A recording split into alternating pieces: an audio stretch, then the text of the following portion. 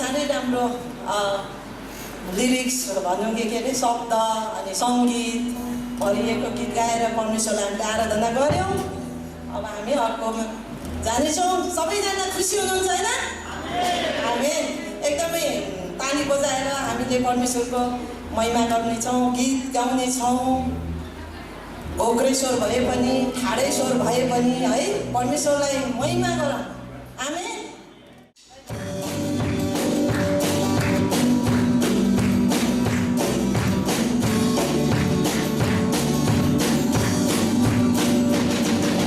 So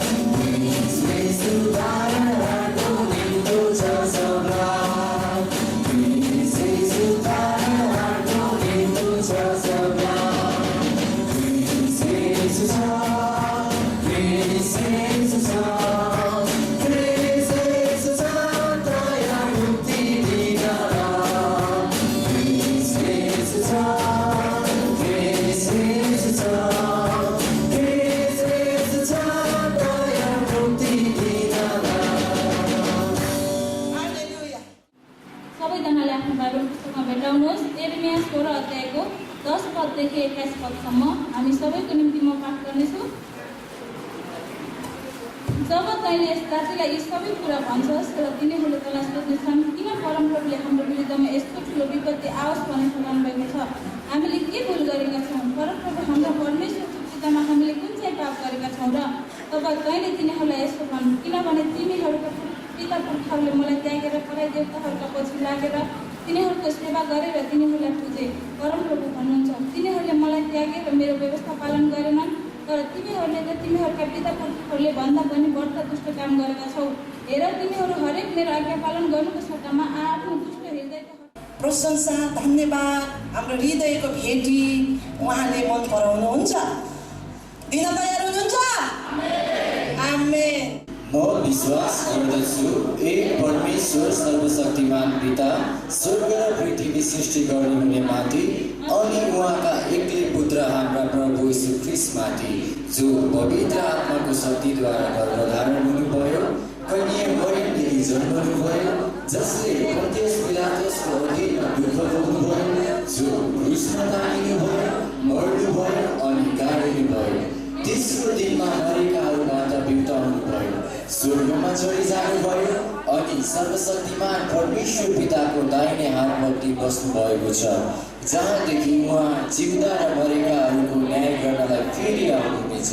म विश्वास गर्दछु पवित्र आत्मामाथि, पवित्र मण्डलीमाथि, पवित्रहरूको सङ्गतिमाथि, पाप मोचनमाथि, शरीरको पुनरुत्थानमाथि र अझ बढी जीवनमाथि। आमेन।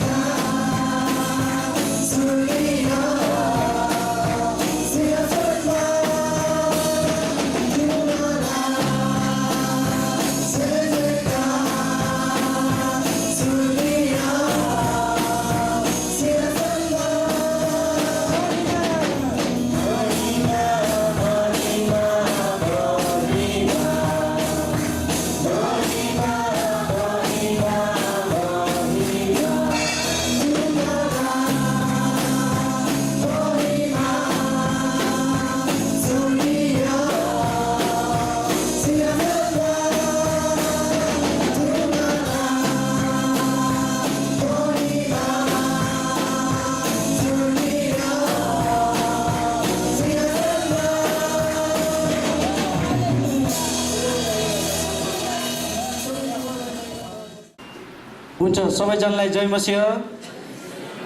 तपाईँहरू पनि एक आपसमा अभिवादन गर्न सक्नुहुन्छ। आजको विश्राम दिनमा हामी सबैजना खुसी छौँ। आमेन।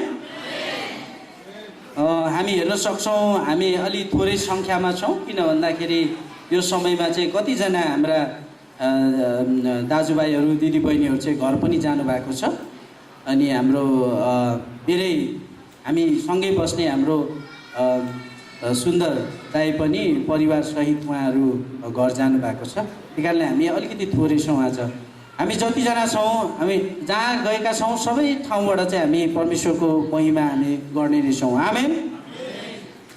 हुन्छ, हामी सधैँ चाहिँ आजको वचन सुरु हुनुभन्दा अगाडि चाहिँ हामी दुईवटा विषयको लागि हामी प्रार्थना गर्नेछौँ।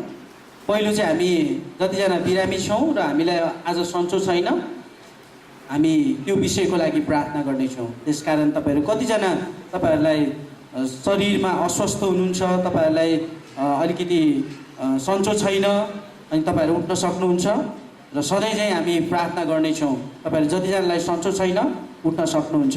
किनभने परमेश्वरको वचनले भने जस्तै उहाँले चाहिँ हामीलाई निको पार्नुहुन्छ र हामी बिरामी भएको उहाँ चाहनुहुन्न। आमेन। हुन्छ, तपाईँहरूलाई जहाँ जहाँ दुखेको छ, जहाँ जहाँ तपाईँहरूलाई सन्चो छैन, तपाईँले हात राख्न सक्नुहुन्छ। परमेश्वरको वचनले भने जस्तै विश्वासीहरूले बिरामीमाथि हात राख्नेछन् र तिनीहरू निको हुनेछन्। हामी यो वचनलाई दाबी गर्नेछौँ र तपाईँहरू सबैजनाले आफ्नो हात राख्न सक्नुहुन्छ जहाँ दुखेको छ र नजिकको व्यक्तिहरूले तपाईँहरूले उहाँहरूलाई छोएर नजिकबाट हात राखेर तपाईँहरूले प्रार्थना गरिदिन सक्नुहुन्छ। परमेश्वर पिता, हामी तपाईँलाई साँच्चै धन्यवाद दिँदछौँ यो समयमा तपाईँको वचनको निम्ति। तपाईँको वचन पठाएर तपाईँले हामीलाई निको पार्नु भएको छ। अनि प्रभु यो समयमा हामी येशूको नाममा यी सबै रोगहरूलाई, बिमारको आत्माहरूलाई उहाँको जीवनदेखि हामी येशूको नाममा निस्किजाने आज्ञा गर्दछौँ। र प्रभु हामी तपाईँलाई धन्यवाद दिँदछौँ किनकि तपाईँ हामीलाई चङ्गाई दिइसक्नु भएको छ र तपाईँको वचनलाई हामी दाबी गर्दछौँ, घोषणा गर्दछौँ। धन्यवाद छ सबै रोग बिमार तपाईँले हामीलाई निको पार्नुभएको निम्ति येशूको नाममा। आमेन। हुन्छ, बस्न सक्नुहुन्छ। र हामी त्यसै गरेर अर्को विषयको लागि प्रार्थना गर्न चाहन्छौँ सधैँ चाहिँ, र त्यो विषय रहेको छ हामी कतिजना स्वरोजगारी छौँ अनि अरू अफिसहरूतिर काम गर्छौँ अनि हाम्रो आफ्नो व्यवसायहरू छ। हामी सबैको त्यो कार्यक्षेत्रहरूमा चाहिँ परमेश्वरले आशिष दिन चाहनुहुन्छ। आमेन। परमेश्वरको वचनले भने जस्तै हामी माग्ने होइन तर हामी दिने चाहिँ व्यक्ति प्रभुले हामीलाई बनाउन चाहनुहुन्छ है। दिने व्यक्ति चाहिँ प्रभुले हामीलाई बनाउन चाहनुहुन्छ। त्यसको लागि चाहिँ हामीले परमेश्वरसँग सधैँ प्रार्थना र साथै उहाँको सुरक्षा, उहाँको आशिषको लागि हामीले प्रार्थना गरिराख्नुपर्छ। हुन्छ, हामी त्यसको लागि पनि प्रार्थना गर्नेछौँ र तपाईँहरूले हात उठाउन सक्नुहुन्छ। यदि तपाईँहरूलाई आफ्नो काम गराइहरूमा, आफूले काम गरेको क्षेत्रहरूमा, कार्यक्षेत्रहरूमा तपाईँको परमेश्वरको आशिष चाहनुहुन्छ भने हामी हात उठाउनेछौँ र म सबैको निम्ति म प्रार्थना अगुवाई गर्नेछु। प्रभु, हामी तपाईँलाई धन्यवाद दिँदछौँ। परमेश्वर, तपाईँले यी हातहरूलाई देख्नुभएको छ, मेहनती हातहरूलाई। प्रभु परमेश्वर, तपाईँले साँच्चै नै उहाँहरू जे जस्तो काममा उहाँहरू संलग्न हुनुहुन्छ, कार्यक्षेत्रहरूमा हुनुहुन्छ, रोजगारीमा हुनुहुन्छ अनि प्रभु सबै क्षेत्रहरूमा उहाँले हात हाल्नुभएको, काम गर्नुभएको क्षेत्रहरूमा परमेश्वर तपाईँले आशिष दिनुहोस्। हामी तपाईँको आशिष उहाँहरूको ती ठाउँहरूमा, ती कार्यक्षेत्रहरूमा हामी येशूको नाउँमा खनाउँदछौँ, फुकाउँदछौँ प्रभु। अनि प्रभु, आउने दिनहरूमा अझै बढाएर हामीलाई हाम्रो मुठीहरू खोलेर दशांशका बेटीहरू, स्वेच्छाका बेटीहरू, मुठीदानहरू दिनको लागि पनि हामीलाई तपाईँले सिकाउनुहोस् भन्ने प्रार्थना गर्दछौँ। यो समयमा हामी प्रार्थना गर्दछौँ हामी जतिजना अझै पनि प्रभु हामी कतिजना रोजगारीको कुरामा हामीलाई गाह्रो भइरहेको छ अथवा हामीलाई कामहरू चाहिएको छ भने प्रभु तपाईँले त्यो ढोकाहरू पनि खोलिदिनुहोस् भन्ने प्रार्थना गर्दछौँ। धन्यवाद छ हरेक कुराको निम्ति माग्छौँ प्यारो प्रभु यीशु ख्रीष्टको नाउँमा। आमेन। हुन्छ, हामी वचनतिर जानेछौँ र आजको वचनको शीर्षक भन्नुभन्दा अगाडि हामी एउटा सानो भिडियोबाट हामी हेर्दैछौँ अनि यो भिडियोको बारेमा म तपाईँहरूलाई केही कुरा बताउन चाहन्छु है। यो भिडियो चाहिँ एउटा व्यक्तिमा आधारित भिडियो हो। तपाईँहरूले हेर्न सक्नुहुन्छ। निक भन्ने व्यक्ति तपाईँहरू कतिजनाले सुन्नु भएको छ, देख्नु भएको छ, तपाईँहरूलाई थाहा छ कि छैन है। निक भन्ने व्यक्तिको हामी सानो भिडियो हेर्दैछौँ अनि उसमा त्यो भिडियोमा चाहिँ उसले गवाही दिएको छ कि कसरी परमेश्वरले उसको जीवनमा चाहिँ परिवर्तन गर्नुभयो, कसरी बोल्नुभयो। किनभने परमेश्वरको वचनलाई हामीले हेऱ्यौँ भने परमेश्वरले चाहिँ विभिन्न तरिकाहरूद्वारा चाहिँ उहाँ बोल्नुहुन्छ है आफ्नो जनहरूमा। अनि यो भिडियोमा उसले गवाही दिएको छ कि उसको जीवनमा कसरी परमेश्वरले बोल्नुभयो अनि कसरी ऊ चाहिँ अरू व्यक्तिहरूको लागि चाहिँ एउटा प्रेरणाको स्रोत बनेको तपाईँले देख्न सक्नुहुन्छ। तर ती सबै हुनको लागि चाहिँ तपाईँले त्यहाँ राम्ररी ध्यान दिनुभयो भने चाहिँ त्यहाँ उसले बताएको छ त्यो सबै कुराको निम्ति चाहिँ परमेश्वर चाहिँ उसको लागि शरण स्थान हुनुहुन्थ्यो भन्ने कुरा तपाईँहरूले थाहा गर्नुहुन्छ है। उसले एउटा भरोसा एउटा आशा चाहिँ परमेश्वरमा मात्र पाएको भन्ने कुरा चाहिँ उसले बताएको छ र उसको यो टेस्टिमोनी पनि हो, गवाही पनि हो, तपाईँले हेर्न सक्नुहुन्छ। यद्यपि यो अङ्ग्रेजीमा छ, म त्यसलाई पछि तपाईँहरूलाई उल्था गरिदिन्छु यो भिडियो सकेपछि, तपाईँले हेर्न सक्नुहुन्छ। अनि ऊ चाहिँ अहिले संसारभरि विभिन्न ठाउँहरूमा गएर चाहिँ एउटा इभेन्जेलिकल मिसन भनेको सुसमाचारीय कामको सेवाको लागि चाहिँ उसले आफूलाई परमेश्वरको राज्यमा सुम्पेको छ। आमेन। I was born in Melbourne, Australia, 1982, and my parents had no idea that I was going to be born without arms or legs. I was the only one that I ever saw without limbs. My faith in Jesus Christ was sealed after 7 years of wondering why, God, I was born this way. He answered me very clearly through John chapter 9. And I gave my life to Jesus at 15 after reading about how he came across a man who was born blind. And I'm like, hey, hold on a second. This looks interesting. And no one knew why he was born that way. I'm like, perfect. So I read on, and in verse 3 of the 9th chapter, Jesus said, it was done so that the works of God would be revealed through him. And I'm like, wow, God, if you had a plan for the blind man, you do have a plan for me. And that was the beginning of my personal relationship with Jesus. Youth groups were starting to call me, churches were starting to call me, opportunities were opening up everywhere for me to share my testimony. I was speaking in front of 300 sophomore public high school students. 3 minutes into it, half the girls were crying. One girl in the middle of the room started weeping. She put up her hand and she said, I'm so sorry to interrupt, but can I come up there and give you a hug? In front of everyone. She came and she hugged me. She cried on my shoulder and whispered in my ear. No one's ever told me that they love me. No one's ever told me that I'm beautiful the way that I am. I couldn't believe it. It changed my life. At that moment, I knew God was ministering to her through me. It's not by my speech or my power, it was God. And my heart was ignited with a passion. And it was an awesome day to see one soul transformed forever. That was when I knew I was called to be a worldwide evangelist.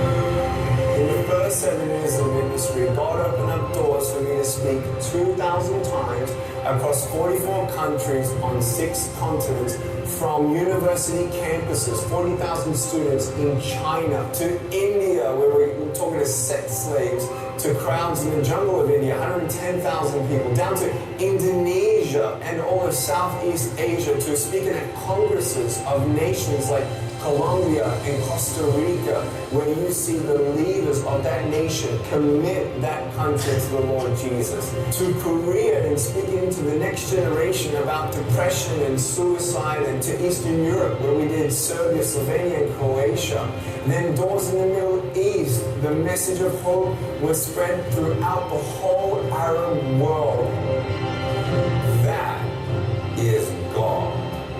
And we know we've just begun.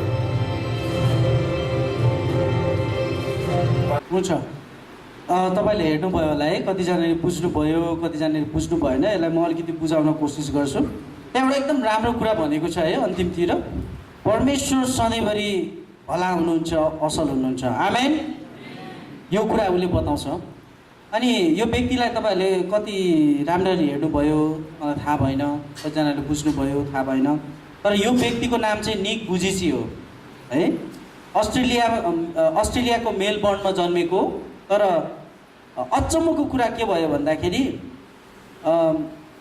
जन्मिँदाखेरि चाहिँ उसको हात र खुट्टा थिएन है। जन्मिँदै उसको हात र खुट्टा थिएन। अनि त्यसपछि तपाईँले उसको अरू भिडियोहरू हेर्नुभयो भने उसले बताएको गवाही दिँदाखेरि चाहिँ उसको आमाले पनि जन्मेपछि लिन मानेन। उसले भन्छ क्या, उसको आमाले पछि बताएको कुरा, तिमी जन्मिँदाखेरि मैले तिमीलाई लिनै सकिनँ अरे क्या, किनभने हात पनि छैन खुट्टा पनि छैन। हात खुट्टा नभएको नानी जन्मे क्या है, तपाईँले देख्न सक्नुहुन्छ। अनि बिस्तारै ऊ सानो थियो, अब काखे बालक बुझ्दैन। अलि बुझ्ने भइसकेपछि चाहिँ उसले एकदम प्रश्न उसको मनमा खेलेको कुरा उसले बताउँछ। र त्यो के थियो भन्दाखेरि किन परमेश्वरले मलाई यसरी जन्माउनु भयो, एकदम त्यो प्रश्न चाहिँ उसको मनमा खेलिरहन्छ है, खेलिरहन्थ्यो। अनि 7 वर्षसम्म उसलाई त्यो कुराले सतायो भन्छ उसले, 7 वर्षसम्म। अनि निक भुजिचीको आमा बुवा चाहिँ विश्वासी है, परमेश्वरलाई चिनेको। अनि उसले अनि अभिभावकले चाहिँ निक भुजिचीलाई परमेश्वरको वचनहरू सिकाउँदै जाँदाखेरि एक दिन उसले यूहन्नाको पुस्तक 9 अध्याय हेर्छ। यूहन्नाको पुस्तक 9 अध्याय हेर्दाखेरि त्यहाँ तपाईँले देख्नुभयो भने त्यहाँ जन्मदै अन्धो व्यक्ति भनेर त्यहाँ शीर्षक दिएको छ क्या। अनि त्यो कुराले उसलाई छुन्छ क्या, उसले भनेको पनि छ त्यहाँ, त्यो कुराले छुन्छ। अनि उसले बुझ्छ बल्ल परमेश्वरको योजना, किनभने त्यहाँ बताएको छ येशू ख्रीष्टले भन्नुहुन्छ कोही पनि मान्छे जन्मिँदाखेरि चाहिँ उसले पाप गरेको हिसाबमा चाहिँ ऊ जन्मेको होइन।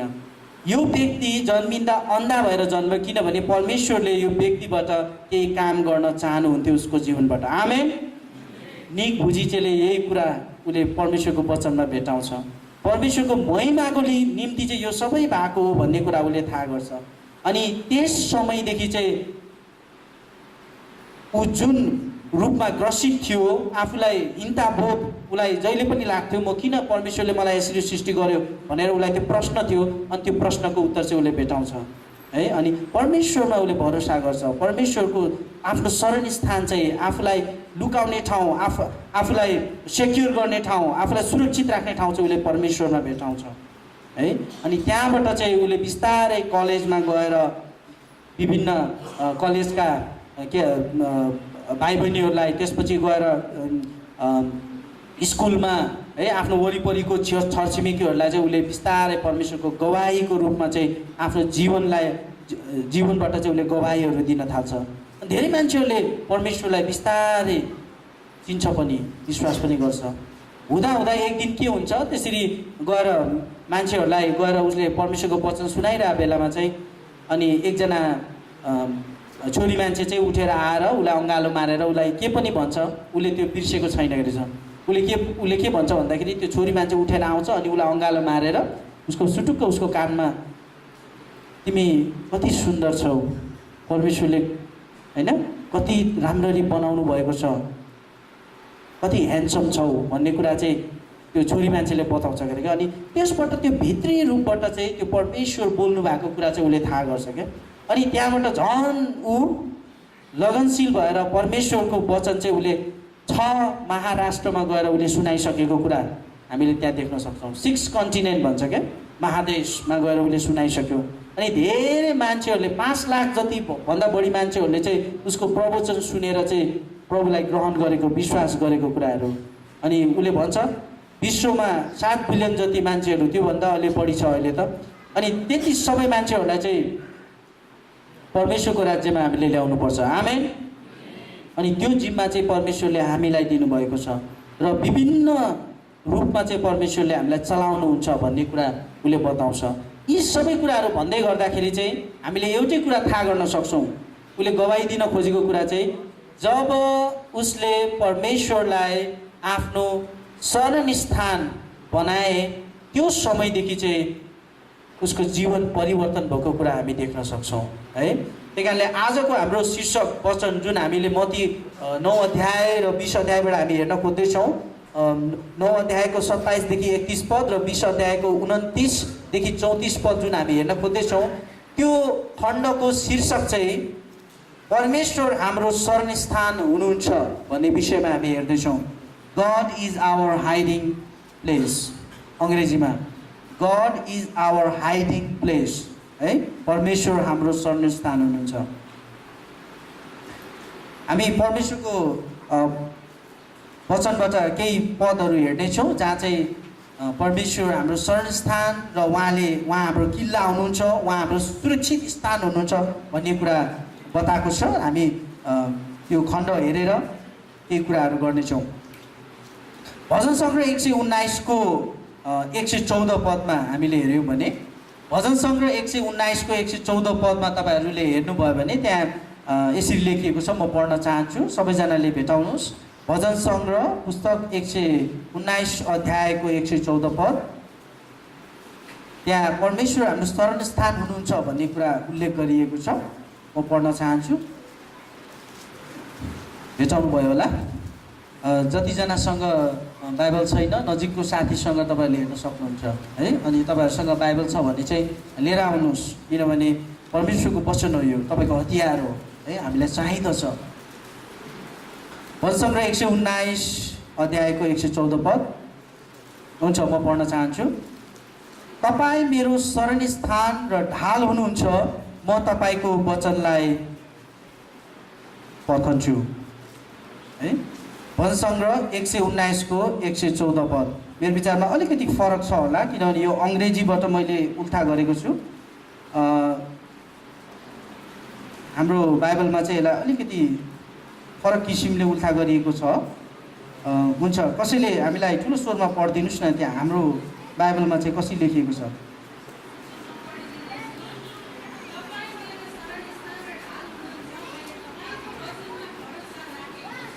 आमेन, है। त्यहाँ चाहिँ तपाईँले हेर्नुभयो भने 119 को 114 मा हेर्नुभयो भने चाहिँ त्यहाँ अलिक फरक छ।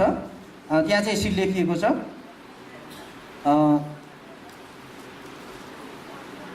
तपाईँ मेरो शरणस्थान र ढाल हुनुहुन्छ, मैले तपाईँको वचनमा भरोसा राखेको छु, वचनमा भरोसा राखेको छु भन्ने कुरा छ। अङ्ग्रेजीमा हेर्दाखेरि चाहिँ अलिकति फरक छ। अङ्ग्रेजीमा चाहिँ यसरी छ, you are my hiding place and my shield, I wait for your word भनेको छ क्या, I wait for your word, है। तपाईँको वचनलाई म पर्खन्छु भन्ने कुरा गरेको छ। अनि यहाँ चाहिँ तपाईँको वचनमा म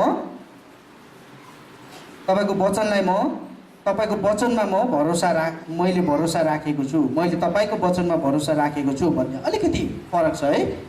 भरोसा राखेको र पर्खन्छु भन्ने कुरा अलिक फरक छ। अङ्ग्रेजीमा चाहिँ you are my hiding place and my shield, I wait for your word भनेको छ क्या, है। तपाईँको वचनलाई म पर्खिन्छु भनेको छ। त्यही कारणले यहाँ वचन भन्ने शब्द आएको छ, हामीले याद गर्न सक्छौँ। अनि वचन भन्ने शब्द चाहिँ एकदम हाम्रो विश्वासीको जीवनमा एकदम महत्त्वपूर्ण, किन भन्दाखेरि वचनले हामी कसरी जिउनु पर्ने, होइन, परमेश्वरको वचनमा हामी कसरी ठिक हुन सक्छौँ भन्ने कुराहरू, सबै कुराहरू परमेश्वरको वचनले हामीलाई सिकाउँदछ। अनि यही कुरा हामी थाहा गर्न सक्छौँ भजन सङ्ग्रह 119 को 114 पदमा, तपाईँ मेरो शरणस्थान र ढाल हुनुहुन्छ, म तपाईँको वचनलाई पर्खन्छु, अथवा म तपाईँको वचनमा भरोसा राख्छु। नेपाली रूपान्तरणमा चाहिँ त्यसरी बताइएको छ, है।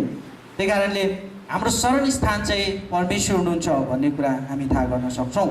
हाम्रो लुक्ने ठाउँ, हामीलाई सुरक्षा दिने ठाउँ चाहिँ परमेश्वर हुनुहुन्छ। त्यसै गरेर भजन सङ्ग्रह 27 अध्यायको 5 पद पनि हामी पढ्नेछौँ। सबैजनाले हेर्न सक्नुहुन्छ। भजन सङ्ग्रह 27 अध्यायको 5 पद भेटाउनु भयो? हुन्छ, हामीलाई दाजुभाइबाट एकजनाले पढिदिनुहोस् न। भजन सङ्ग्रह 27 अध्यायको 5 पद ठुलो स्वरमा हामी सबैजना सुन्नेछौँ। दाजुभाइबाट। किनकि सङ्घर्षको दिनमा उहाँले मलाई उहाँको वासस्थानमा सुरक्षित राख्नुहुनेछ, आफ्नो पवित्र वासस्थानमा उहाँले मलाई लुकाइदिनुहुनेछ, अनि उहाँ एउटा चट्टानमाथि उच्च राख्नुहुनेछ। आमेन, है। वचनमा लेखिएको छ, किनकि सङ्कष्टको दिनमा उहाँले मलाई उहाँको वासस्थानमा सुरक्षित राख्नुहुनेछ, आफ्नो पवित्र वासस्थानमा उहाँले मलाई लुकाइदिनुहुनेछ, है। त्यही कारणले वचनले भने जस्तै हाम्रो शरण स्थान, हामीले लुक्ने ठाउँ चाहिँ अरू कतै नभएर परमेश्वर नै हुनुहुन्छ भन्ने कुरा वचनले, भजन सङ्ग्रहको पुस्तकले हामीलाई देखाउँदछ। भजन सङ्ग्रहको लेखकले हामीलाई भन्नुहुन्छ। अनि एउटा चट्टानमाथि उच्च राख्नुहुनेछ है। अनि हामीलाई चट्टानमाथि राख्ने चाहिँ परमेश्वर हुनुहुन्छ भन्ने कुरा चाहिँ हामी थाहा गर्न सक्छौँ। अनि हामीलाई थाहा छ यो चट्टान भन्ने बित्तिकै कति बलियो हुन्छ है, कति बलियो हुन्छ। अनि त्यो सुरक्षित राख्ने चाहिँ परमेश्वर नै हुनुहुन्छ। हामी परमेश्वरमा मात्र सुरक्षित रहन सक्छौँ भन्ने कुरा हामी थाहा गर्न सक्छौँ। त्यही कारणले हामीले हेर्न खोजेको परमेश्वर चाहिँ हाम्रो शरण स्थान हुनुहुन्छ र हाम्रो लुक्ने ठाउँ, हाम्रो हाइडिङ प्लेस चाहिँ परमेश्वर नै हुनुहुन्छ, जहाँ चाहिँ हामी सुरक्षित महसुस गर्न सक्छौँ। आमेन। हामीले हेऱ्यौँ भने त्यो तर्सिँदाखेरि कतिजना मान्छेहरू लुक्छ नि, जस्तो कि यो बिजुलीहरू चम्किँदाखेरि चाहिँ प्रायः जसो जनावरहरू चाहिँ कहाँ आफूलाई सुरक्षित महसुस गर्छ त्यहाँ गएर लुकिहाल्छ। बिजुली चम्किँदा होइन, ठुलो आवाज ग्राङ ग्रुङ आउँदाखेरि पनि कतिजना लुक्छ क्या। यो चाहिँ मानवको एउटा प्रवृत्ति भनौँ न, प्रवृत्ति हो, एउटा नेचर हो है। प्राकृतिक रूपमा चाहिँ ऊ लुक्न चाहन्छ यदि उसलाई गाह्रो अप्ठ्यारो परेको छ भने। जनावर जस्तै मान्छे पनि त्यही हो है। तपाईँलाई अप्ठ्यारो गाह्रो परेको, सङ्कष्ट परेको बेलामा चाहिँ हामी लुक्छौँ। तर हामी कहाँ लुक्छौँ त है, कहाँ लुक्छौँ त, त्यो कुरा महत्त्वपूर्ण हो। अनि परमेश्वरको वचनले भन्छ हामी परमेश्वरमा लुक्छौँ अथवा परमेश्वरलाई हाम्रो शरण स्थान हामी बनाउँछौँ भने चाहिँ त्योभन्दा सुरक्षित ठाउँ चाहिँ अरू कतै छैन। यदि हामीले हाम्रो सुरक्षित स्थान चाहिँ हामीले अरू केही कुरालाई बनाएका छौँ भने हामीले आफैलाई धोका दिइरहेछौँ भन्ने कुरा चाहिँ परमेश्वरको वचनले भन्दछ है। त्यही कारणले हाम्रो सुरक्षित स्थान चाहिँ हामीले कहाँ बनाएको छौँ विचार गरौँ हामी एकचोटि है। कतिपटक हामीसँग परमेश्वरले आशिष दिनु भएर हामीसँग भौतिक कुराहरू प्रशस्त हुन्छ अनि हामी त्यही कुरालाई नै हाम्रो शरण स्थान बनाइरहेछौँ कि होइन।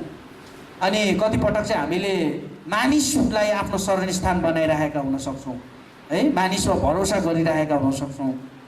त्यही कारणले कतिपटक जुन व्यक्तिलाई हामीले भरोसा गरेका हुन्छौँ अनि त्यो व्यक्तिले गलत काम गर्यो भने चाहिँ अनि हाम्रो विश्वासै हामी टुटेर गइरहेको हुन्छ। भन्न खोजेको चाहिँ हाम्रो विश्वास चाहिँ व्यक्तिमाथि छ है, व्यक्ति होइन। कतिपटक वस्तुमाथि हुन्छ हाम्रो विश्वास होइन, वस्तुमाथि। कतिपटक वस्तुमाथि मात्र हुँदैन, हाम्रो विश्वास चाहिँ कतिपटक शक्तिमाथि हुन्छ। पावर भन्छ क्या अङ्ग्रेजीमा, शक्ति। त्यो माथि पनि हामी कतिजनाको विश्वास हुनसक्छ है। मैले त धेरै मान्छेहरूलाई फलानु ठुलो मान्छेहरूलाई चिनेको छु, मलाई के परिहाल्यो भने केही टेन्सन छैन। भन्न खोजेको चाहिँ हाम्रो शरण स्थान चाहिँ हामीले कसलाई बनाएका छौँ। तर परमेश्वरको वचनले स्पष्ट भन्छ यदि हामीले ती कुराहरूमाथि हाम्रो शरण स्थान हामीले बनाएका छौँ, ती माथि हामी भर पर्छौँ, हाम्रो सुरक्षित ठाउँ चाहिँ त्यो हो भनेर भन्छौँ भने त्यो चाहिँ हाम्रो गलत बुझाइ हो। आमेन। हामीले गल्ती गरिरहेका छौँ। परमेश्वरको वचनले भन्छ परमेश्वर नै हाम्रो शरण स्थान हुनुहुन्छ। God is our hiding place. हाम्रो जीवनमा कतिपटक नसोचेको घटनाहरू घट्न सक्छ है। त्यति बेला हामीले हाम्रो आशा है, हाम्रो सुरक्षित हुने ठाउँ हामीले केलाई बनाएका छौँ त्यो कुराले एकदम महत्त्वपूर्ण भूमिका खेल्दछ है। यदि हामीले मैले अघि नै भनेको जस्तै वस्तुलाई, शक्तिलाई, मान्छेलाई हामी आफ्नो सुरक्षित स्थान बनाएका छौँ भने केही समयको लागि मात्र हामीले सुरक्षित महसुस गर्न सक्छौँ होला, तर अनन्तसम्मको लागि हामीले त्यो कुराबाट सुरक्षित महसुस हामी पाउँदैनौँ है।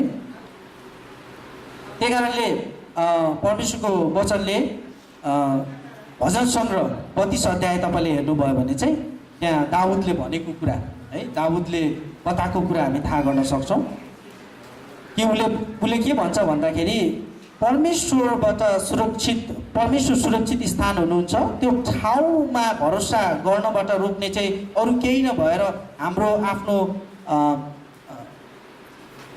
अहम भावना घमण्डले गर्दाखेरि चाहिँ हामीलाई त्यो कुराबाट रोक्छ भन्ने कुरा चाहिँ दाउदले भन्छ है। भजन सङ्ग्रह 32 अध्याय हामी हेरौँ भजन सङ्ग्रह 32 अध्यायको 1 देखि 7 पदमा यो कुरा हामी थाहा गर्न सक्छौँ। सबैजनाले हेर्न सक्नुहुन्छ भजन सङ्ग्रह 32 अध्यायको 1 देखि 7 पद म पढ्न चाहन्छु हामी सबैको लागि। 32 अध्यायको 1 देखि 7 पद। हामी अझै पनि हाम्रो पाठमा गइसकेका छैनौँ है। हामीले हेर्दैछौँ कि परमेश्वरको वचनले कसरी परमेश्वर चाहिँ हाम्रो शरण स्थान हुनुहुन्छ भन्ने कुरा बताएको छ भन्ने कुरा हामी हेर्दैछौँ। हामी अझै पाठमा गइसकेका छैनौँ। भजन सङ्ग्रह 32 अध्यायको 1 देखि 7 पद म पढ्न चाहन्छु। त्यहाँ एउटा घटना छ जुन चाहिँ हामीले पहिला पनि सुनेका छौँ कि दाउदले बेत्सेबा भन्ने आइमाईसँग चाहिँ थोरै मान्छेसँग चाहिँ उसले व्यभिचार गर्छ अनि परमेश्वरले चाहिँ त्यसको फलस्वरूप दण्ड दिनुहुन्छ है। अनि त्यही कुरा चाहिँ दाउदले यहाँ भजन सङ्ग्रहको पुस्तकमा हामी देख्न सक्छौँ। भजन सङ्ग्रह 32 अध्यायको 1 देखि 7 पद हुन्छ म पढ्न चाहन्छु। तपाईँले शीर्षक हेर्नुभयो भने त्यहाँ दिएको छ पाप क्षमाबाट हुने सुख है। अनि दाउदले त्यो कुरा पछि रियलाइज गर्छ कि उसले महसुस गर्छ मैले परमेश्वरको विरुद्धमा चाहिँ पाप गरेको छु, त्यही कारणले परमेश्वर मेरो शरण स्थान हुनुहुन्छ, मैले नै परमेश्वरको विरुद्धमा पाप गरेँ भने त म कहाँ जाने त। दाउदले यो कुरा एकदम मनमा खेलाउँछ, विचार गर्छ, थाहा गर्छ अनि पछि चाहिँ उसले फेरि परमेश्वरबाट सुरक्षा पाएको कुरा पनि गर्छ कि फेरि परमेश्वरलाई उसले आफ्नो शरण स्थान बनाउँछ। हुन्छ 32 अध्यायको 1 देखि 7 पद म पढ्न चाहन्छु। यसरी लेखिएको छ धन्य त्यो व्यक्ति जसका अपराध क्षमा भएको छ र जसका पाप ढाकिएका छन्। त्यो मानिस धन्य हो जसलाई परमप्रभुले दोषी ठहराउनुहुन्न र जसको मनमा छल कपट छैन। जब म मौन रहेँ दिनभरिको मेरो करुण क्रन्दनले मेरा हाडहरू खिएर गए, किनकि दिन रात तपाईँका बाहुलीको भार म माथि रह्यो। मेरो शरीरको शक्ति ग्रीष्मको तापले भएझै सुकिसकेको थियो। तब मैले आफ्नो पाप तपाईँको सामुन्ने स्वीकार गरेँ र मेरो अधर्म मैले लुकाइनँ। मैले भने म आफ्ना अपराध परमप्रभुको सामुन्ने स्वीकार गर्नेछु र तपाईँले मेरो पापको दोष क्षमा गर्नुभयो। यसकारण हरेक भक्तजनले जबसम्म तपाईँलाई प्राप्त गर्न सकिन्छ तपाईँमा प्रार्थना गरोस् अनि दुःख कष्ट र उर्लेको भेलले त्यसलाई छुने छैन। तपाईँ मेरो आश्रय हुनुहुन्छ, तपाईँले मलाई दुःखबाट रक्षा गर्नुहुन्छ, तपाईँले मलाई उद्धारका गीतले हेर्नुहुन्छ। आमेन है परमेश्वरको वचनले। अनि दाउदले यो कुरा थाहा गर्छ अनि परमेश्वरलाई आफ्नो शरण स्थान बनाउँछ, किनभने त्यो जस्तो बुद्धिमान कुरा उसले गरेको कुराहरू केही पनि छैन। आमेन एकदम है उसले ठिक कुरा चाहिँ रोज्छ। त्यही कारणले आजको जुन शीर्षक हामीले हेर्न खोज्दैछौँ कि परमेश्वर हाम्रो शरण स्थान हुनुहुन्छ, God is our hiding place, जुन चाहिँ हामीले हाम्रो पाठ मत्तीको पुस्तकबाट हामी हेर्न खोज्दैछौँ कि कसरी निक भुजिचीलाई हामीले उसको गवाई हेरेको जस्तै उसले कसरी परमेश्वरमा भरोसा राख्यो होइन। जब परमेश्वरमा उसले भरोसा राख्यो अनि उसको जीवनै परिवर्तन भएको कुरा, परमेश्वरले चाहिँ उसलाई प्रयोग गर्नुभएको कुरा हामीले थाहा गर्न सक्छौँ। अनि त्यही घटना चाहिँ हामीले बाइबलमा हेर्दाखेरि चाहिँ मत्तीको पुस्तकमा 9 अध्याय र 20 अध्यायमा हामी देख्न सक्छौँ। हुन त यो जस्तै तपाईँको घटना अरू पनि छन्, तर हामी यो घटनाबाट हेर्न खोज्दैछौँ आजको पाठलाई है। मत्ती 9 अध्याय र 20 अध्याय। मैले किन यो दुईवटा अध्याय लिएँ भन्दाखेरि यो दुईवटा अध्याय लगभग उस्तै छ, तर यो दुईवटा घटना चाहिँ फरक घटना हुन् है। यसरी बुझ्नुहोस् तपाईँहरूले, लगभग दुईवटा घटना उस्तै छ। तपाईँहरूले कतिजनाले याद गर्नु भएको छ, ख्याल गर्नु भएको छ कि छैन, तर दुईवटा घटना फरक घटना हुन्, फरक ठाउँमा घटेका घटना हुन्। तर त्यो दुईवटा घटना मत्ती 9 अध्याय र 20 अध्यायमा घटेको दुईटै घटना चाहिँ दुईटै घटनामा चाहिँ समानता छ कतिवटा कुराहरूमा है। उस्तै छ, सिमिलरिटी छ, समानता छ। त्यो कुरा हामी हेर्दैछौँ कि कसरी ती घटनामा चाहिँ त्यहाँ भएका व्यक्तिहरूले परमेश्वरलाई आफ्नो शरण स्थान बनाए, आफ्नो सुरक्षित ठाउँ बनाए, हामी हेर्दैछौँ। हुन्छ, हामी पहिलो कुरा हेर्दैछौँ जहाँ हामी समानता भेटाउँछौँ। तपाईँहरूले मत्ती 9 अध्यायको 27 देखि 31 पद र मत्ती 20 अध्यायको 29 देखि 34 पद दुईटै ठाउँमा हात राख्न सक्नुहुन्छ। हामी दुईटैलाई एकैचोटि एउटा पहिला पढ्नेछौँ मत्ती 9 अध्याय, त्यसपछि मत्ती 20 अध्याय पनि हामी पढ्नेछौँ र तपाईँहरूले थाहा पाइहाल्नुहुन्छ त्यहाँ केही कुराहरू समान छन्। हुन्छ, मत्ती 9 अध्यायलाई चाहिँ हाम्रो दाजुभाइहरूले पढिदिनुहोस् एकजनाले ठुलो स्वरमा, र मत्ती 20 अध्याय चाहिँ हाम्रो दिदीबहिनीहरूले है पढिदिनुहोस् एकजनाले ठुलो स्वरमा। हुन्छ, हामी पहिला मत्ती 9 अध्याय हेर्नेछौँ। दाजुभाइ मध्येमा एकजनाले ठुलो स्वरमा पढिदिनुहोस्।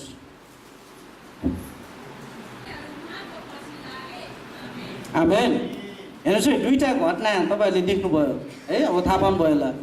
मत्ती 9 अध्याय र 20 अध्याय है, त्यो दुईवटा घटनामा कति कुराहरू समान छन् है।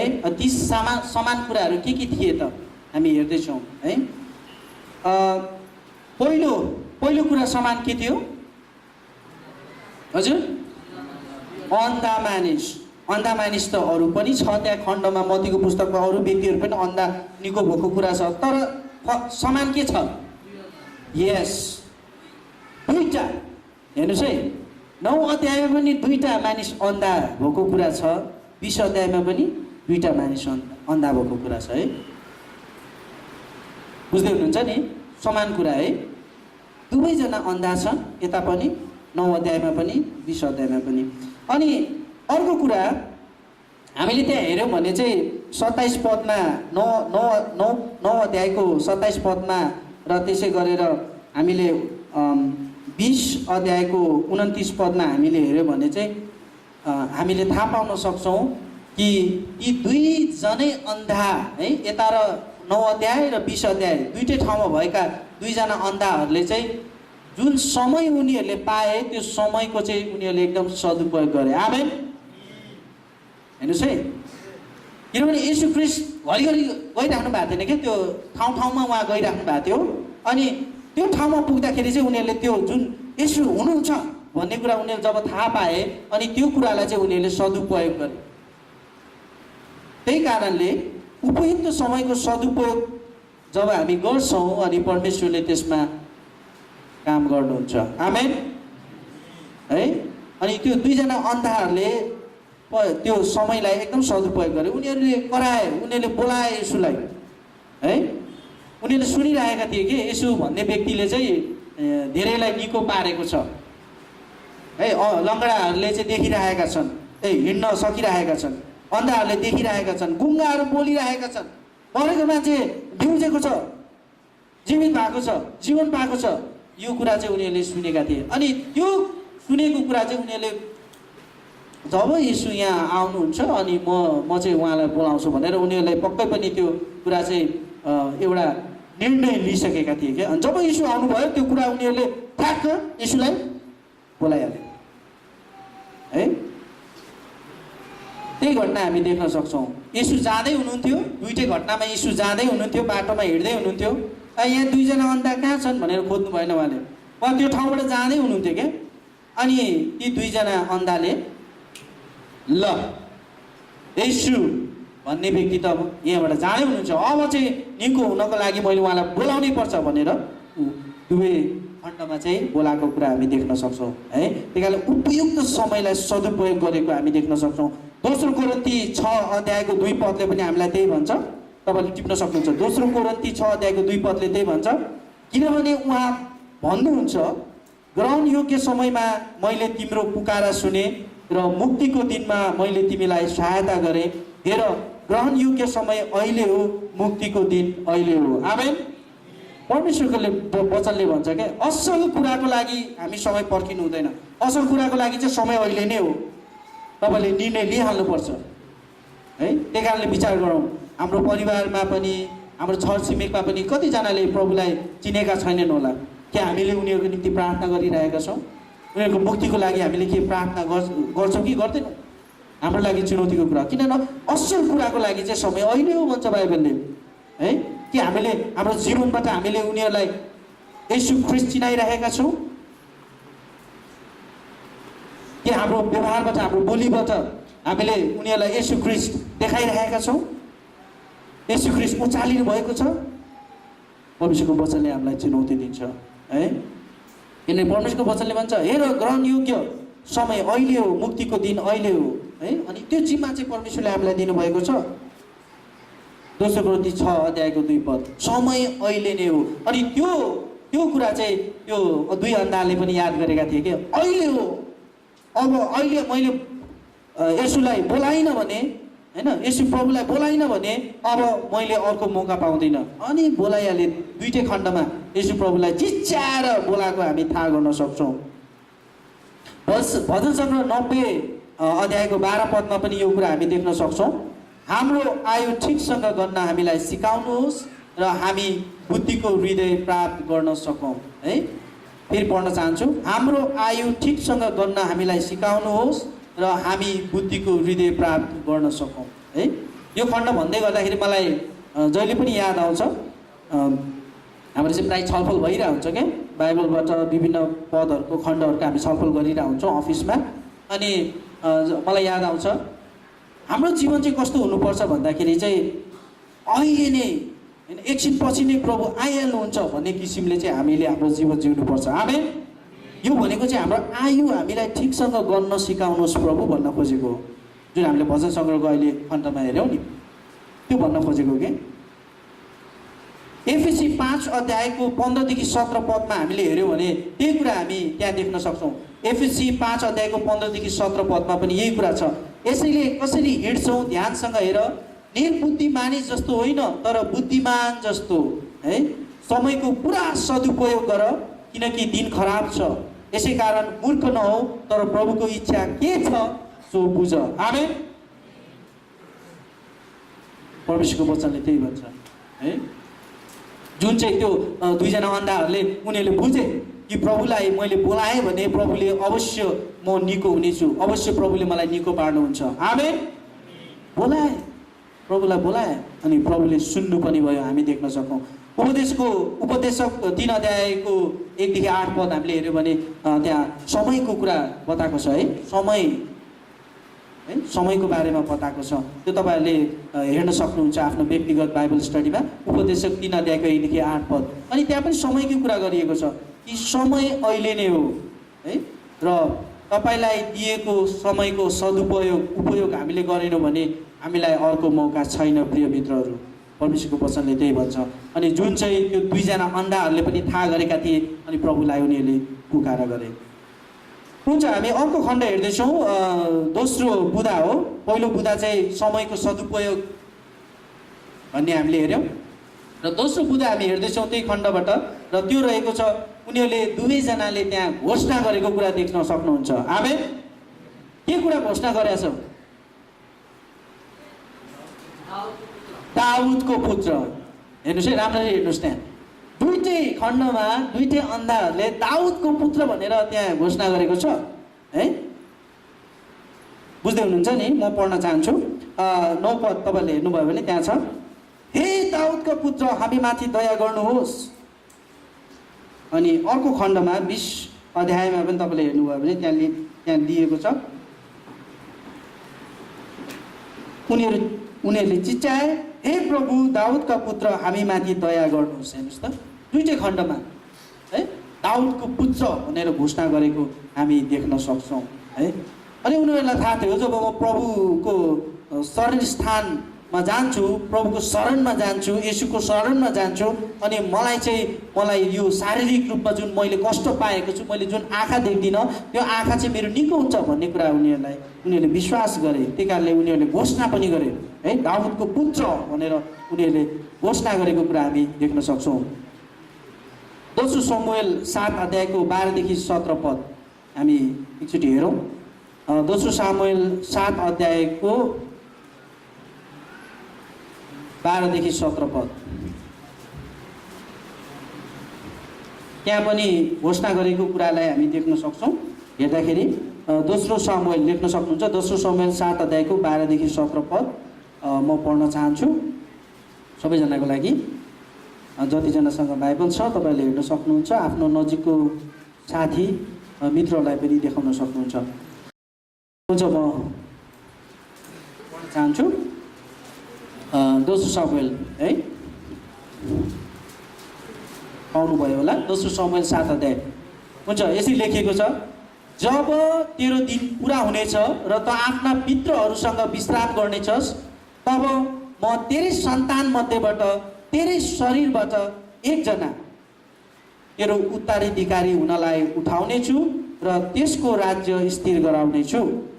त्यसले नै मेरो नाउँको निम्ति एउटा भवन बनाउनेछ र म त्यसको राजकीय सिंहासन सधैँको निम्ति स्थिर गर्नेछु। म त्यसका पिता हुनेछु र त्यो मेरो छोरो हुनेछ। त्यसले अधर्म गर्यो भने मानिसको लट्ठीले म त्यसलाई सजाय दिनेछु र मानिसहरूद्वारा त्यसलाई कोराबाजीको प्रहार गर्नेछु। तब मैले मेरो प्रेम साउलबाट हटाए झैँ, जसलाई मैले तेरो बाटोबाट पन्छ्याएँ, म मेरो प्रेम त्यसदेखि कहिले हटाउने छैन। तेरो घराना र तेरो राज्य मेरो सामुन्ने सधैँभरि रहिरहनेछ र तेरो सिंहासन सदा सर्वदाको लागि स्थिर हुनेछ। आफूलाई दर्शनमा भनिएका सबै कुरा नातानले दाउदलाई सुनाइदिए। आमेन। हेर्नुहोस्, दाउदलाई भनेको कुरा हो कि मैले दाउदको कुरा जोड्दैछु यहाँ। त्यो दाउदको पुत्र भनेर घोषणा गरेको छ नि।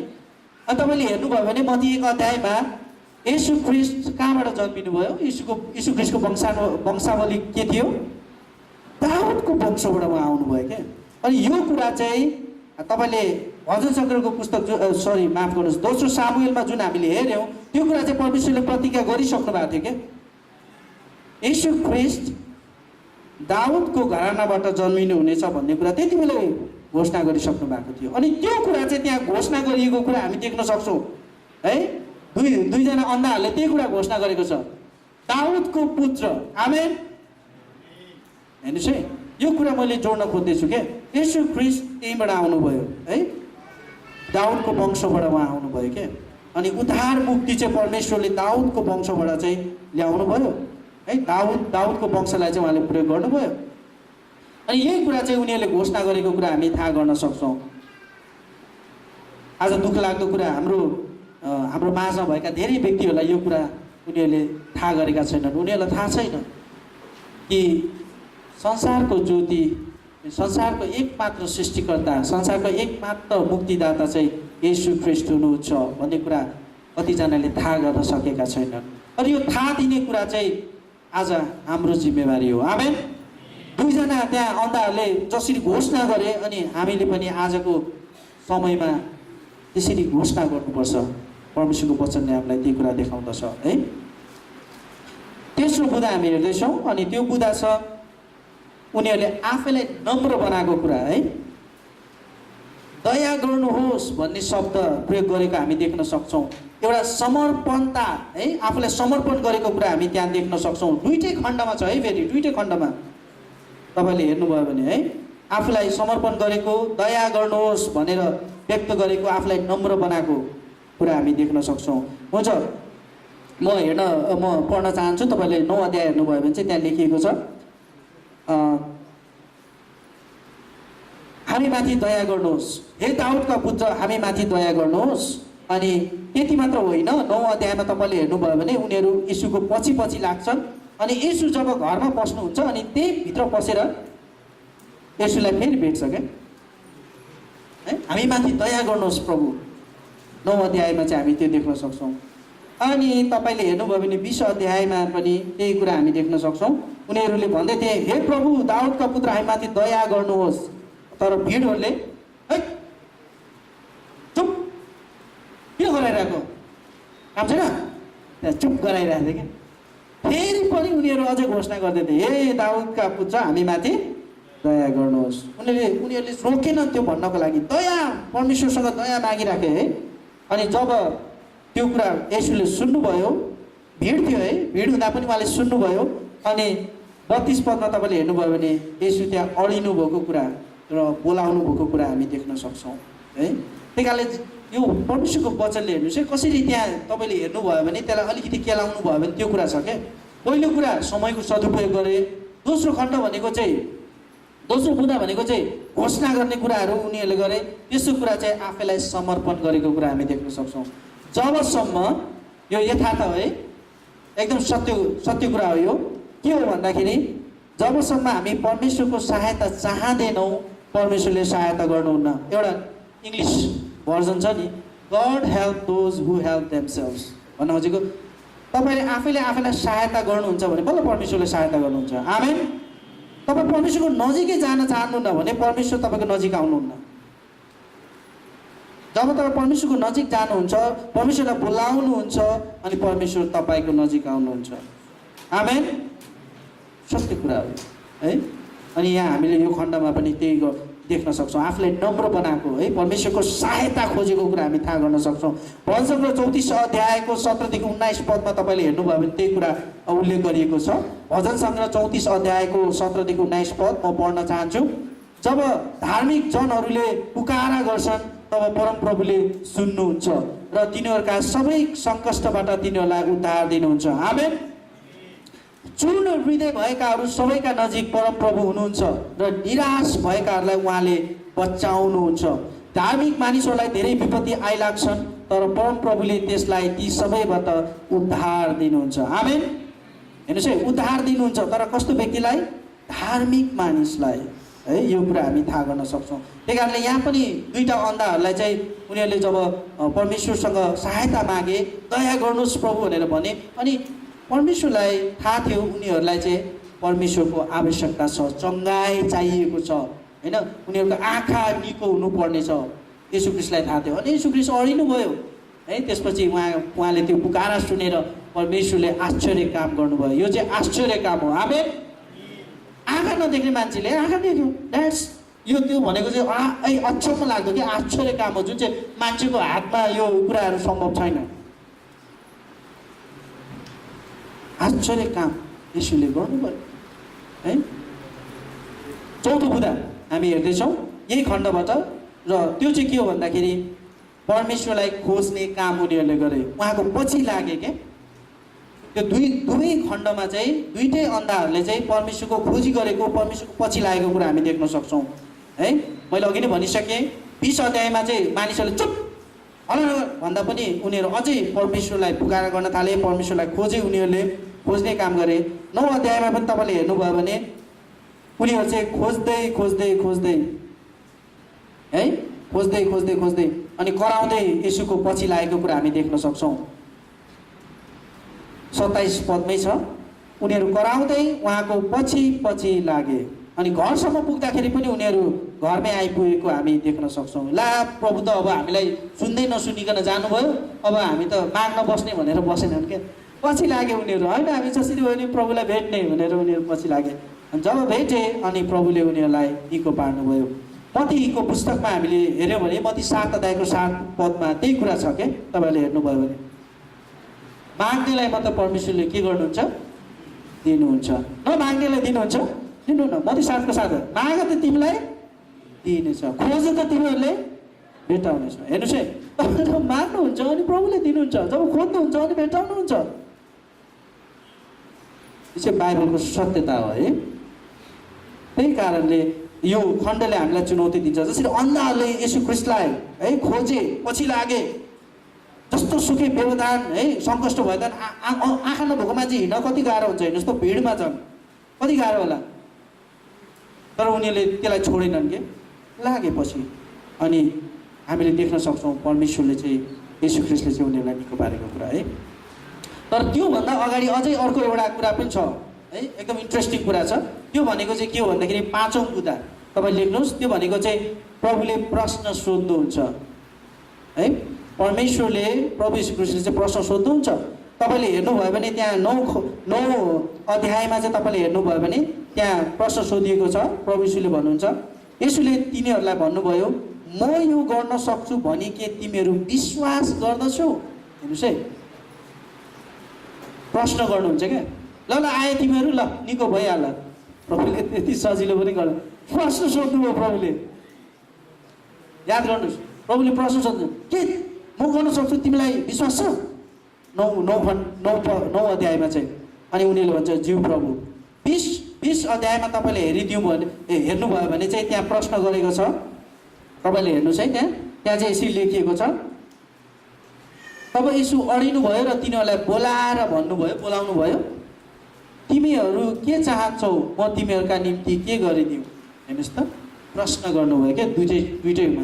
एउटामा चाहिँ के गरिदिउँ भनेर सोध्नुभयो, अर्कोमा चाहिँ तिमीलाई विश्वास छ।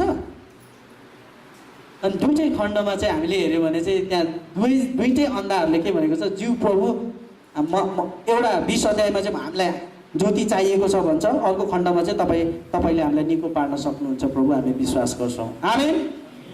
हेर्नुहोस् है, यो महत्त्वपूर्ण छ क्या, यो बुझ्नु महत्त्वपूर्ण छ कि परमेश्वरले कहिले पनि हामीलाई करकापमा पारेर उहाँले कहिले पनि हामीलाई अधीनमा पार्नुहुन्न है। जस्तो कि कतिजना मान्छेहरूलाई चाहिँ त्यो भूतहरू लाग्दाखेरि कस्तो हुन्छ, पुरै गाँच्छ नि होइन। धामी झाँक्री, विशेष गरेर धामी झाँक्री तपाईँहरू कतिजनाले धामी चढेको देख्नु भएको छ कि छैन? धामीहरू यसो बग्दाखेरि उयो गरेर त्यो चाहिँ समातेर उनीहरूलाई बसमा पारेर उनीहरू बोल्छन् क्या भूतात्माले, बुझ्दै हुनुहुन्छ नि। तर हाम्रो परमेश्वर त्यसरी आउनुहुन्न। उहाँ करकापमा मान्छेलाई, जस्तो कि फलाना व्यक्तिलाई चाहिँ म अब फलानाको जिउमा जान्छु भनेर उहाँ यसरी आउनुहुन्न क्या। यो चाहिँ सत्य कुरा हो है, तपाईँलाई थाहा गर्नुहोस्। परमेश्वरको वचनले प्रष्ट रूपमा भन्छ उहाँ कहिले पनि कोही मान्छेलाई पनि उहाँले करकाप गर्नुहुन्न। मानिसको स्वेच्छामा उहाँले छोडिदिनु भएको छ। परमेश्वरको वचनले त्यही भन्छ, पाप गर्नेले गरिराखोस् होइन। अनि परमेश्वरको वचनमा हिँड्ने चाहिँ परमेश्वरको वचनमा हिँडिराखोस्। परमेश्वरको वचनले यो कुरा बताउँछ, पाप गर्नेलाई चाहिँ छोडिदेऊ, उसले पाप गरि नै रहोस्, किनभने स्वतन्त्र इच्छा परमेश्वरले दिनुभएको छ। आमेन। त्यही कारण परमेश्वरको वचनले भन्छ नि, परिवारमा म मेलमिलाप गराउँ भन्दा फाटो दिनको लागि आएँ। किन भन्दाखेरि परिवारमा हुनसक्छ एकजनाले परमेश्वरको वचनमा विश्वास गर्छ र अर्कोले गर्दैन, अब फाटा त यतिकै हुने भयो। यो कुरा के परमेश्वरले स्वतन्त्र इच्छा सबैलाई दिनुभएको छ है, यो कुरा हामी थाहा गर्न सक्छौँ। अनि यही खण्डमा हामीले हेऱ्यौँ भने पनि परमेश्वरले ल ठिकै छ आइहाल्यो, तिमीलाई यो चाहिएको रहेछ ल भनेर गर्नुभयो। उहाँले प्रश्न सोध्नुभयो, उनीहरूको इच्छा के छ त? हुनसक्छ 20 अध्यायमा तपाईँले हेर्नुभयो भने हामी भएको भए के भन्थ्यौँ, ठिकै छ प्रभु, म त बाटोमा धेरै दुःख पाएको छु, मलाई त घर पनि दिनुहोस् न त भनेर माग्नु छ। तर उनीहरूको चाहिँ के थियो, होइन प्रभु हामीलाई चाहिँ ज्योति दिनुहोस् है, हाम्रो आँखा खोलिदिनुहोस्। अनि परमेश्वरले उनीहरूको इच्छा अनुसार, उनीहरूको विश्वास अनुसार परमेश्वरले निको पार्नुहुन्छ, निको पार्नुभयो। आमेन। यो कुरा है हामीले देख्न सक्छौँ है। र अन्तिममा हामीले हेऱ्यौँ भने चाहिँ अर्को अन्तिम बुँदा चाहिँ परमेश्वरले जहिले पनि तपाईँको विश्वास अनुसार काम गर्नुहुन्छ। आमेन। तपाईँले कति विश्वास गर्नुहुन्छ त्यो अनुसार परमेश्वरले काम गर्नुहुन्छ। तपाईँले विश्वास गर्नुहुन्न भने परमेश्वरले काम गर्नुहुन्न। परमेश्वरको वचनले त्यही भन्छ, तपाईँको विश्वास अनुसारको काम तपाईँले देख्न सक्नुहुन्छ। यो खण्डमा हामीले हेऱ्यौँ भने चाहिँ अन्धाहरूले विश्वास गरे, प्रभु तपाईँले निको पार्न सक्नुहुन्छ, अनि उनीहरूको आँखा खोलिए है। 20 अध्यायमा पनि तपाईँले हेर्नुभयो भने हामीलाई चाहिँ देख्ने बनाइदिनुहोस् प्रभु, अनि प्रभुले त्यो आँखा खोलिदिनुहुन्छ अनि उनीहरू निको हुन्छन् है। त्यही कारणले हाम्रो विश्वास अनुसार चाहिँ प्रभुले काम गर्नुहुन्छ। यो महत्त्वपूर्ण छ है, हामीले थाहा गर्नुपर्ने कुरा हुन्छ। हामी एउटा भिडियो हेर्दैछौँ अनि यो भिडियोमा पनि त्यही कुरा छ कि किन हामीले परमेश्वरलाई शरण स्थान बनाउने त भन्ने कुरा हामी हेर्दैछौँ। एउटा अन्तिम भिडियो छ हामीसँग, हामी त्यो पनि हेर्नेछौँ।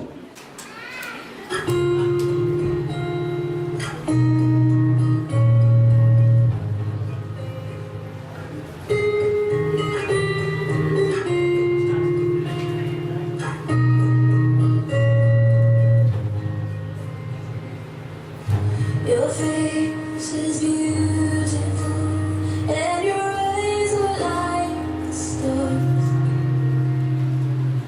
Your gentle hands have healing, they are inside the stars.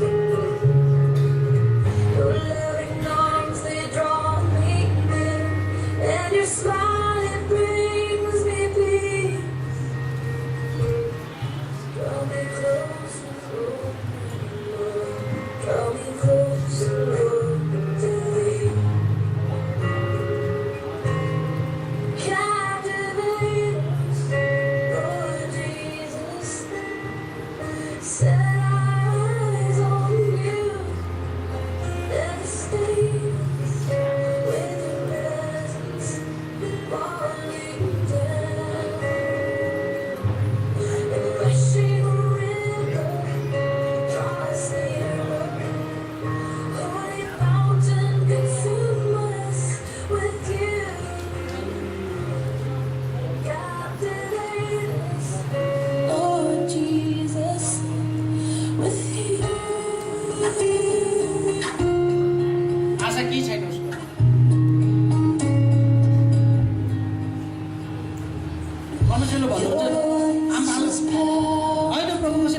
and your words are radiant bright.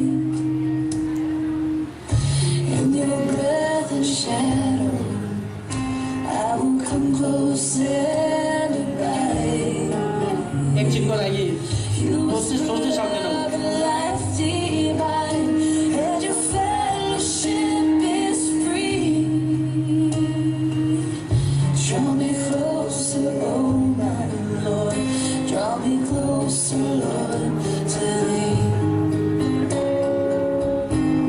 And captivate us, Lord Jesus. Set our eyes on you.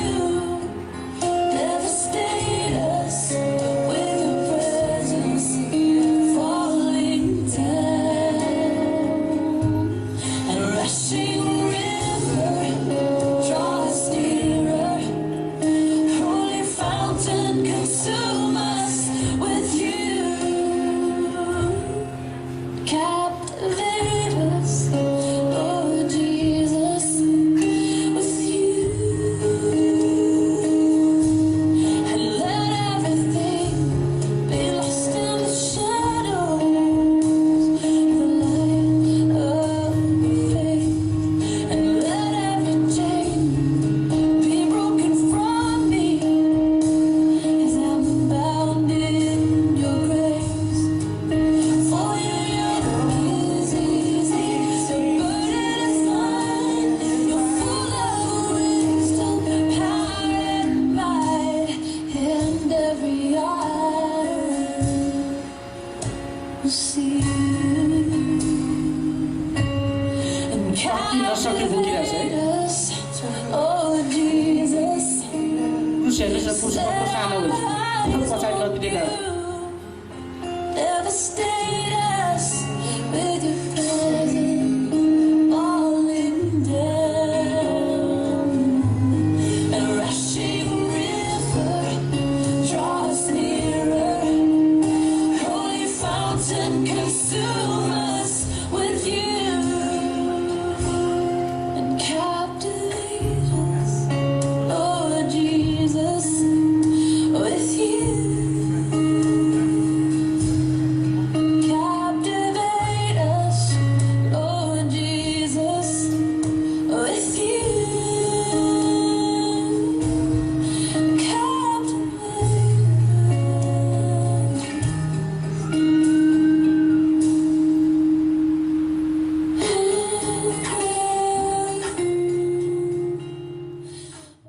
हुन्छ तपाईँले देख्नुभयो है त्यो भिडियोमा त्यही कुरा देखाएको छ क्या जब हामीले परमेश्वरलाई सर्वस्थान बनाउँछौँ अनि हामी धेरै कुराहरूबाट सुरक्षित हुन्छौँ आमेन अन्तिम पद हामी हेर्दैछौँ प्रकाशको पुस्तकबाट अनि आजको वचनलाई हामी यही राख्नेछौँ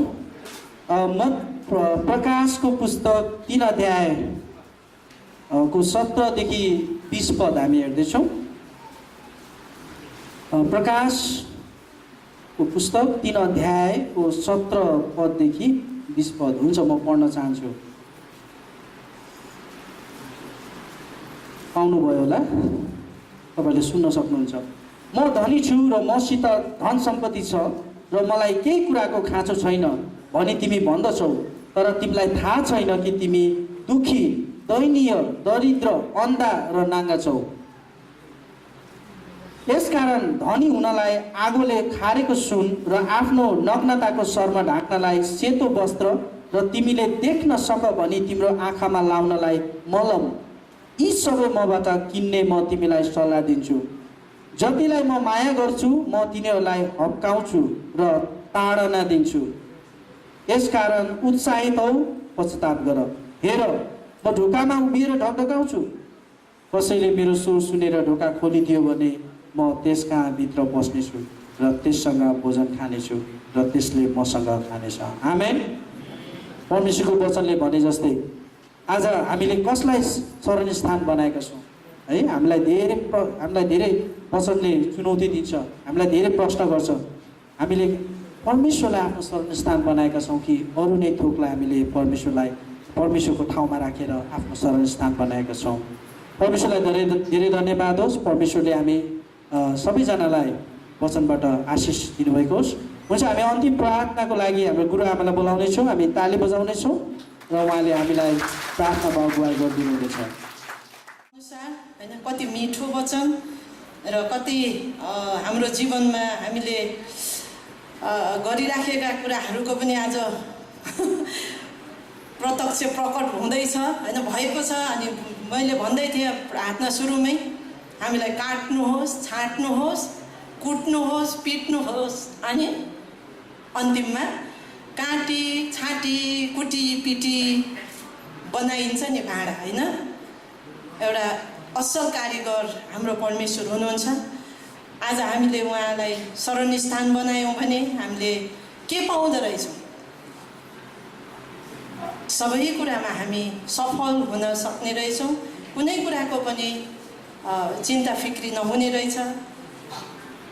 हामीलाई कष्ट आउँदाखेरि पनि, समस्यामा परेको बेलामा पनि उहाँसँग हामी भरोसा गऱ्यौँ भने उहाँले हामीलाई पार गराउनुहुन्छ। आमेन। अनि आजको वचनले हामी सबैलाई छोएको छ र हामी फेरि पुनर्रिचार्ज भएका छौँ भन्ने हामी आशा गर्छौँ। म चाहिँ फेरि रिचार्ज भएको छु। अनि धेरै वर्ष अगाडि मैले प्रभुलाई विश्वास गरेँ।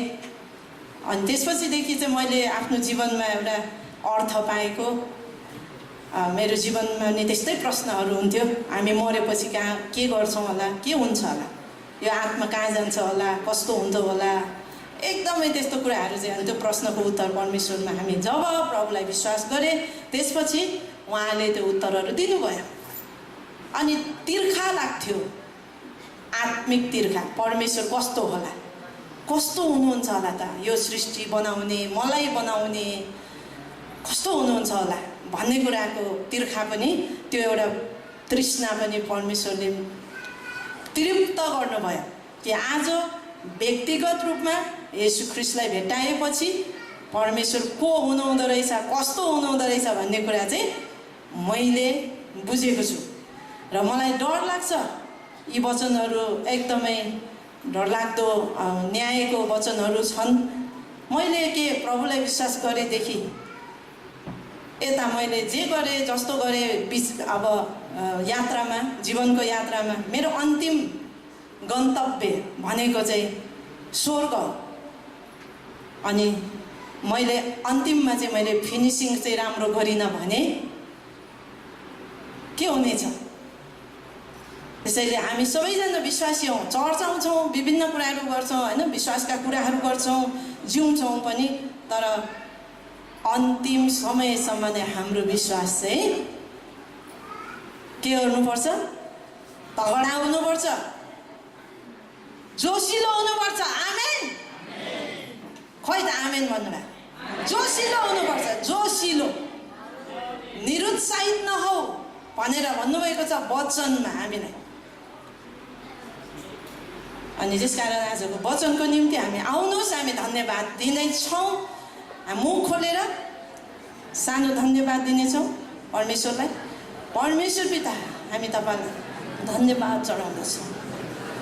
तपाईँ हाम्रो अचम्मको परमेश्वर हुनुहुन्छ, अचम्मको परमेश्वर। साँच्चै तपाईँ कति महान परमेश्वर हुनुहुन्छ।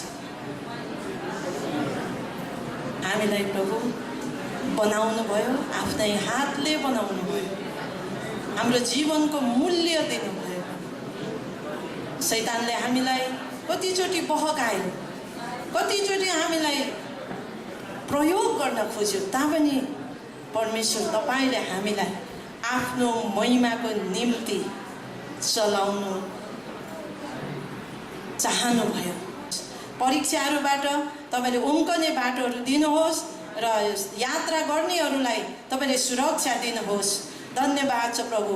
अनि धेरै मानिसहरूले आज नचिनेको कारण उनीहरू धेरै दुःखमा छन्, उनीहरू कष्ट पाइरहेका छन्, क्षणिक रमाइलो गरिरहेका छन्, क्षणिक उनीहरूले एउटा खुसी मनाइरहेका छन्। तर परमेश्वर तपाईँ चाहिँ हाम्रो सदा सर्वदा खुसी दिने परमेश्वर हुनुहुन्छ। धन्यवाद छ हामीलाई, तपाईँले यति धेरै मुक्ति आनन्द दिनुभएको छ।